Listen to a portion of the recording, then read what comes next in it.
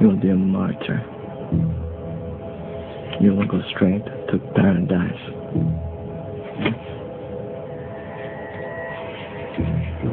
I can tell you that it didn't make me feel any better.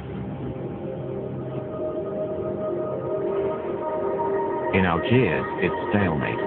Neither side is giving way. In Paris, the French leaders are frustrated. They believe their own special forces could bring the hijacking to a safe end. But the Algerians refuse to let foreign troops in to sort out an Algerian problem. I asked the Algerian authorities extremely forcefully and urgently to let the plane take off, because I considered that it was a French plane belonging to Air France, which, although it had on board a majority of Algerians, had dozens of French there too. So it was for us to solve the problem.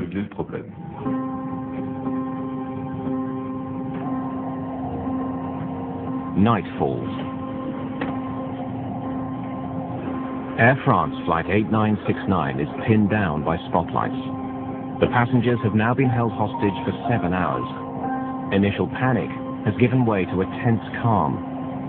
Few realize that 2 passengers have been murdered.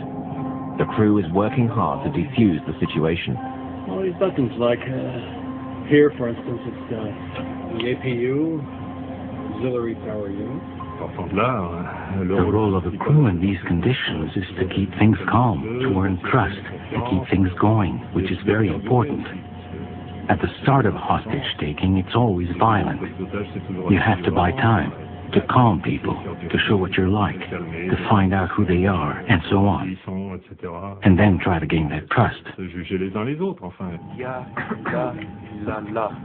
Ça va jusqu'à la conversion de 2. There was the conversion to Islam of 2 stewardesses, of whom I was one. De non-respect vis-à-vis des gens qui croient. It was a request from the terrorists. I don't have any disrespect for believers, but if it could help calm the terrorists down, then I didn't have any problem faking a conversion. Ça ne me posait pas de problème moral. We are going to blow up the world! We are going to blow up the planet, everyone in it! Do you hear me? Do you hear me? Negotiations secure the release of 63 women and children, but still the Algerians won't let the plane go. Around 2 a.m., the captain tours the cabin for the first time. He finds 2 of the hijackers asleep on the floor. There were 2 of them lying on the floor, between door 1 left and door 1 right. I thought, look, 2 of them are asleep, one's at the rear, there's only 1 in the cockpit. If an assault took place now, maybe it wouldn't be so bad. But that's as far as it went.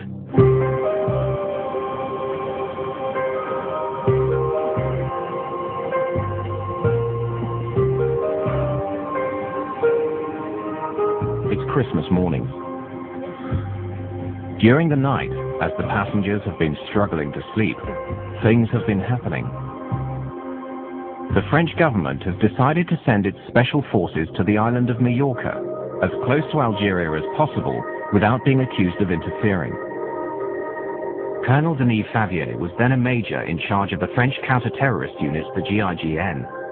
Since the hijacking, it's feared that terrorists have put a price on his head, and he doesn't want his face to be seen. The decision was taken to send GIGN to Majorca. An Air France aircraft was put at our disposal, identical in every respect to the hijacked aircraft, as well as an experienced crew who knew the technical side, all the details of the plane. En route to Majorca, Major Favier's men have familiarized themselves with every detail of the A300 Airbus, in the expectation that they will get the chance to attack the plane. The Algerian government has another trick up its sleeve. They've managed to identify the terrorist leader, Yahya, and bring his mother to the microphone to try to weaken her son's resolve. Ma! Ma! I love you, but I love God more! The Algerian government's tactic misfires. It sends Yahya into a boiling rage. They went and got my mother. Can you imagine that? My mother! They went and dragged my mother over here!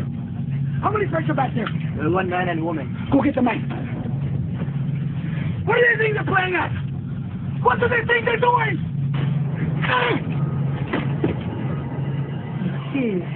He was furious. He had no intention of changing his mind. Even the love of his mother, even his mother couldn't do anything. Until now, the terrorists haven't targeted any French citizens. But their time has come. 2 staff members of the French embassy are on board, a secretary and a young chef.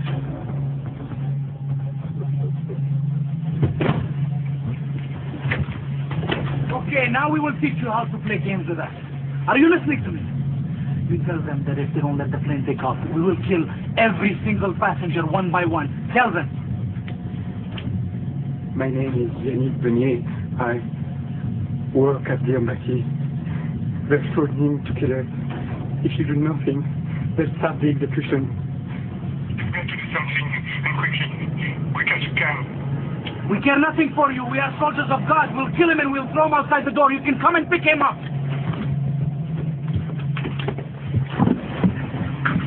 Get me a magazine.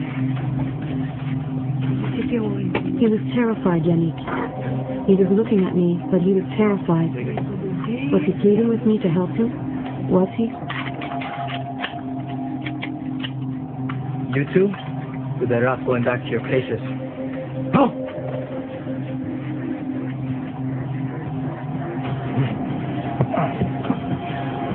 I was saying to myself, no, it's not possible. It can't happen like this. It's not possible.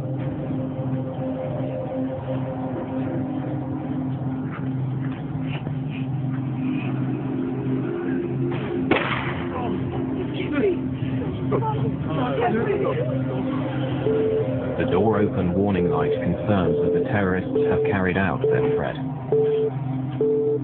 Air France 8969. You happy now? See what you get when you play tough. On a assisté à distance. We witnessed at a distance the execution of this man. It was something we lived through with great emotion in Paris, because we were patched into the conversations between the plane and the control tower. The French government can no longer stand by and do nothing.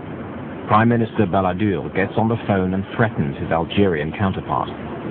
I told him that I would hold the Algerian government responsible for what happened and make it known to international opinion.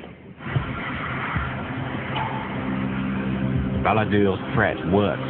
The Algerian president caves in. Finally, after 39 hours of terror, Flight 8969 can leave for France. Just then, there it was. We could leave. In the plane, there was a joy you could not imagine. And really, this impression that was it. We'd succeeded. We had all succeeded and we were going to be saved. We were leaving Algiers. But there's a problem.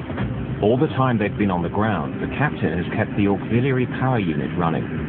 It's a small jet engine in the tail of the plane which keeps the power supply going. It uses around 4 tons of fuel a day. Now there isn't enough to reach Paris. Only Marseille on the southern coast of France. Navigation lights on. Air conditioning tax. Flight 8969 prepares to take off. The crew are relieved to be going home. Both they and the passengers believe that whatever the future holds,